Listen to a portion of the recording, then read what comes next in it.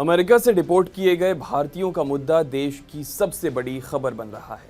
सड़क से संसद तक इसकी चर्चा रही। विपक्ष ने इसे मोदी सरकार की नाकामी बताया, तो वहीं सरकार को इस मुद्दे पर संसद में जवाब देना पड़ा। जवाब देने का बीड़ा उठाया विदेश मंत्री एस जयशंकर ने।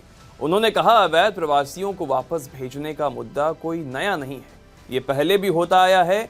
अब तक अमेरिका ने 15,000 से ज्यादा भारतीयों को वापस भेजा है। एस जयशंकर के इस जवाब के बावजूद विपक्षी खेमा शांत नहीं हुआ। संसद में यह भी मुद्दा गूंजा कि वापस भेजे गए लोगों के साथ अमेरिका ने कैदियों जैसा सलूक किया।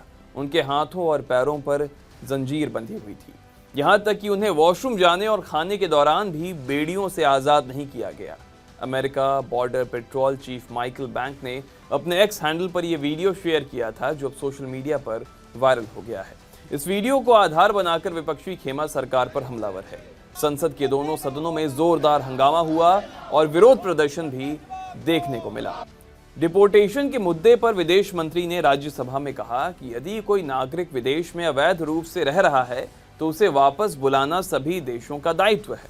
हम कभी भी अवैध मूवमेंट के पक्ष में नहीं हैं।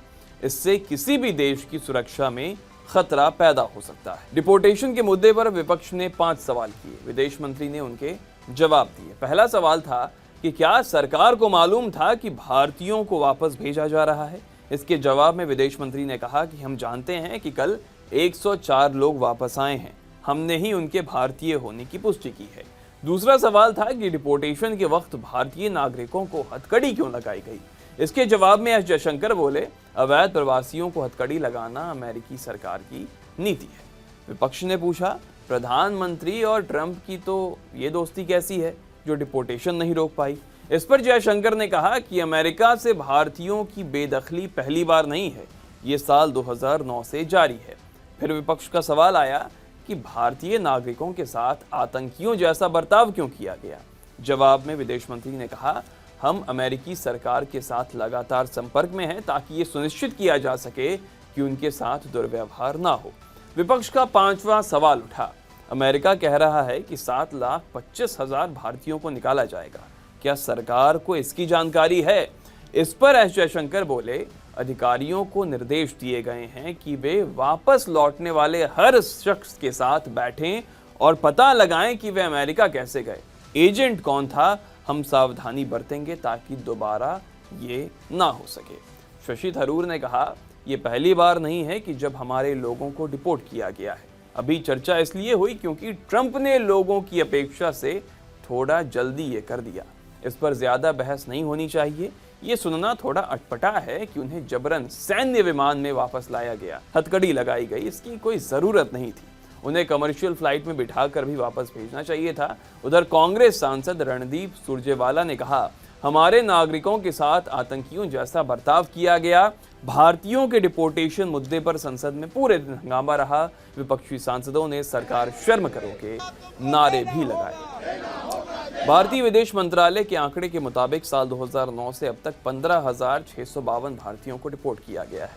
इसमें साल 2019 में सबसे ज्यादा 2,042 लोगों को डिपोर्ट किया गया था। हालांकि अब तक ये मामला सुर्खियों में आया नहीं, क्योंकि अवैध प्रवासियों को कमर्शियल फ्लाइट से तब वापस भेजा जाता था। लेकिन इस बार अमेरिकी सरकार ने एयरफोर्स के C-17 ग्लोब मास्टर विमान का इस्तेमाल किया, जो कि एक सैन्य विमान है। यूएस मिलिट्री का ये विमान भारतीय समय के मुताबिक 4 फरवरी की सुबह 3 बजे अमेरिका के सैन एंटोनियो से रवाना हुआ था, जो 5 फरवरी की दोपहर 2 बजे अमृतसर की एयरफोर्स के एयरबेस पर पहुंच गया। करीब 3.5 घंटे बाद यूएस एयरफोर्स का विमान वापस लौट गया। इससे पहले अलग अलग रिपोर्ट्स में दावा किया गया कि अमेरिका ने कुल 205 अवैध भारतीयों को डिपोर्ट करने के लिए चिन्हित किया है। इन्हें भारत भेजा जाएगा। 186 भारतीयों को डिपोर्ट करने वाली लिस्ट भी सामने आई थी। हालांकि अभी तक ये स्पष्ट नहीं है कि बाकी बचे लोग कहां हैं और कब डिपोर्ट किए जाएंगे। बाकी इस खबर में इतना ही। बने रहें TV9 भारतवर्ष के साथ।